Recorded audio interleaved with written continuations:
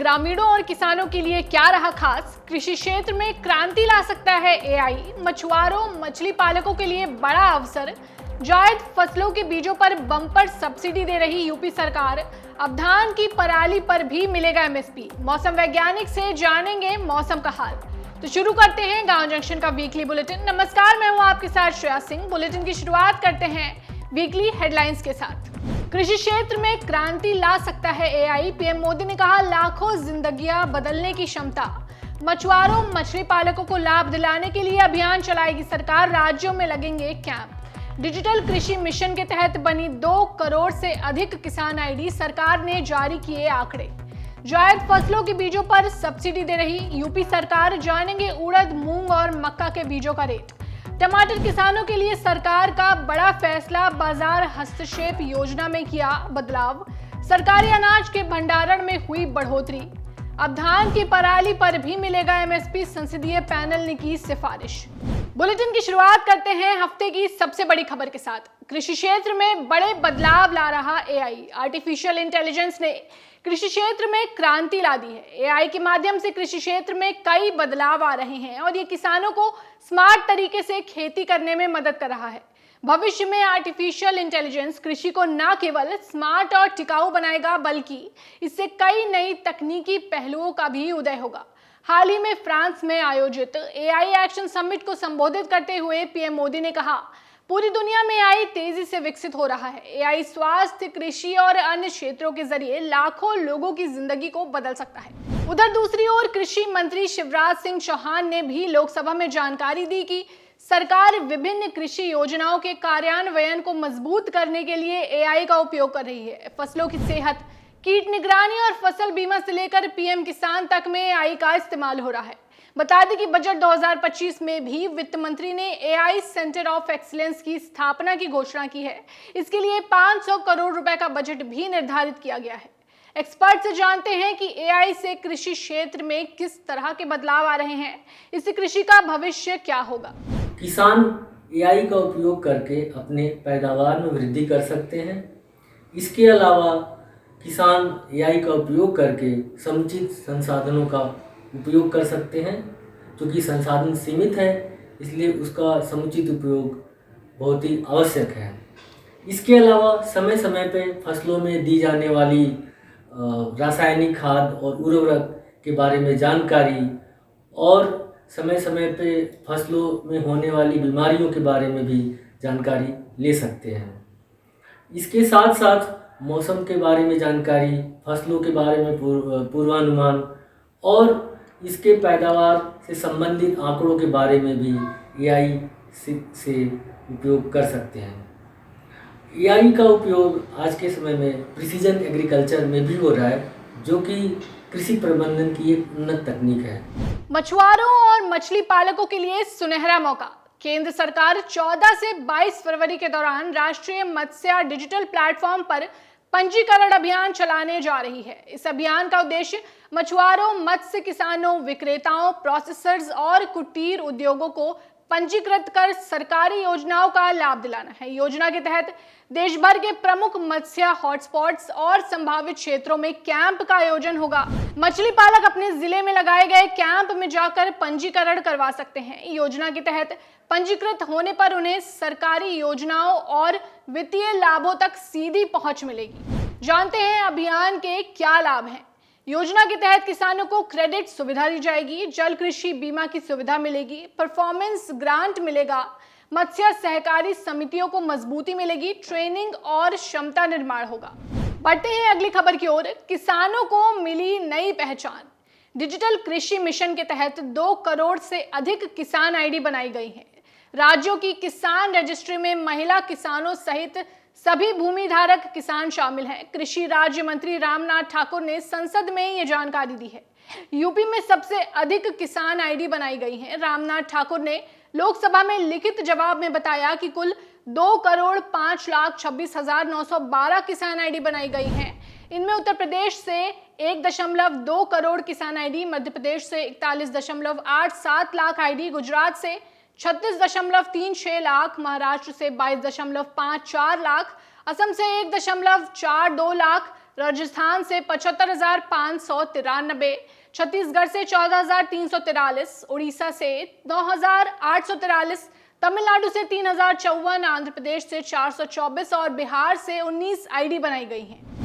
UP के किसानों के लिए अच्छी खबर, उत्तर प्रदेश के किसान जायद फसलों की बुआई की तैयारी में जुट चुके हैं। इस बीच यूपी कृषि विभाग ने किसानों को जायद फसलों के उन्नत बीजों पर सब्सिडी देने की बात कही है। कृषि विभाग ने इसमें उड़द, मूंग, मूंगफली और हाइब्रिड मक्का की किस्म की दरों के बारे में जानकारी दी है। बता दें कि जायद फसल 2025 के लिए बीजों पर अनुदान उत्तर प्रदेश कृषि विभाग की आधिकारिक वेबसाइट पर पंजीकृत किसानों को ही मिलेगा। पहले से पंजीकृत नहीं होने पर किसान कृषि विभाग की आधिकारिक वेबसाइट पर जाकर ऑनलाइन आवेदन कर सकते हैं।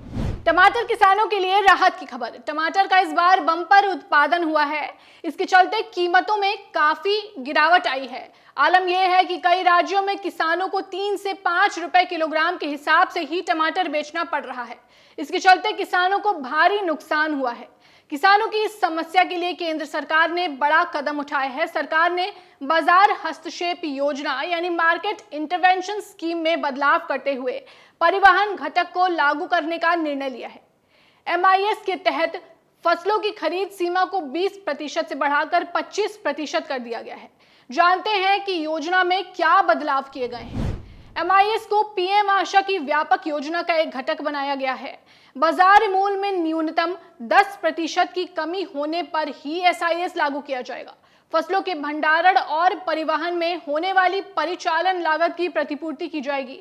मध्य प्रदेश से दिल्ली तक खरीफ टमाटर के ट्रांसपोर्टेशन के लिए परिवहन लागत की प्रतिपूर्ति के लिए NCCF को मंजूरी दी गई है। FPO, FPC राज्य की एजेंसियां, केंद्रीय नोडल एजेंसियां शीर्ष फसलों की खरीदारी करेंगी। सरकारी अनाज भंडारण को लेकर बड़ी खबर, सरकारी अनाज के भंडारण में 18% की बढ़ोतरी हुई है। भारतीय खाद्य निगम यानी FCI के पास मौजूद केंद्रीय पूल के चावल, गेहूं और धान के आधिकारिक भंडारण के ताजा आंकड़े सामने आए हैं, जहां 1 फरवरी तक इनका कुल स्टॉक 83 मिलियन टन पाया गया, जबकि पिछले साल इसी समय 70 मिलियन टन स्टॉक था। ऐसे में माना जा रहा है कि केंद्र सरकार मई के आखिरी तक गेहूं खरीद की मात्रा पर फैसला ले सकती है। चावल और धान के भंडारण में भी 17% की बढ़ोतरी देखी गई है। अब धान की पराली से भी कमाई कर सकेंगे किसान। धान की कटाई के बाद खेतों में पराली जलाना एक बड़ी समस्या है। ये समस्या न केवल पर्यावरण के लिहाज से खतरनाक है, बल्कि किसानों के लिए भी कई चुनौतियां पैदा करती है।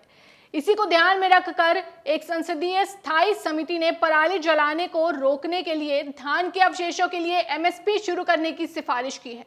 ये मूल्य MSP की तरह किसानों को पराली की बिक्री पर एक निश्चित आय की गारंटी प्रदान करेगा। इसकी हर साल समीक्षा का भी सुझाव दिया गया है। सिफारिश में कहा गया है कि जिन इलाकों में पराली के अंतिम उपभोक्ता नहीं है, वहां 20 से 25 किलोमीटर पर भंडारण की सुविधा उपलब्ध कराई जाए, ताकि किसानों पर पराली की ढुलाई का ज्यादा बोझ ना पड़े।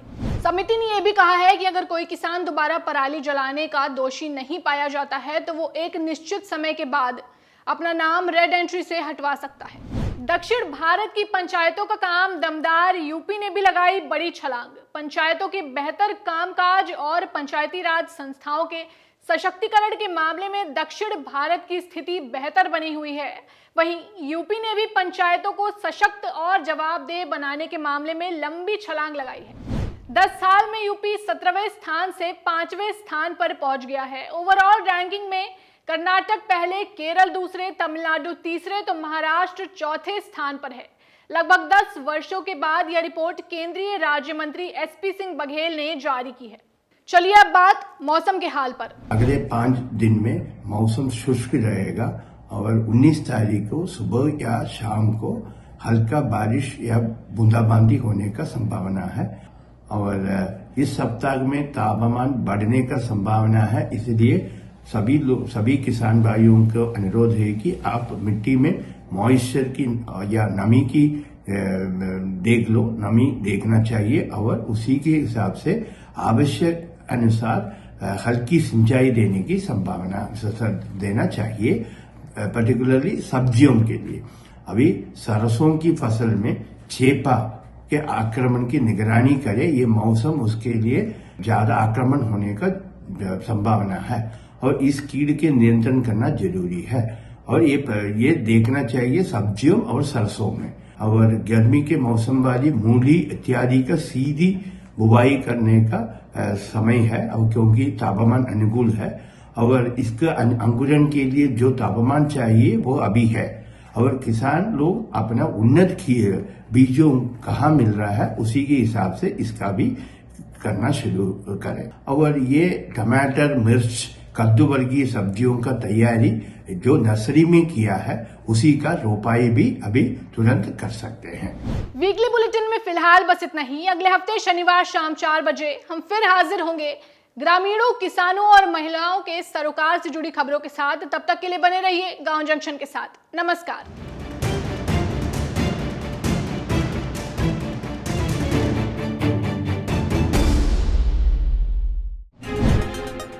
गांव जंक्शन को सभी सोशल मीडिया प्लेटफॉर्म्स पर फॉलो करें।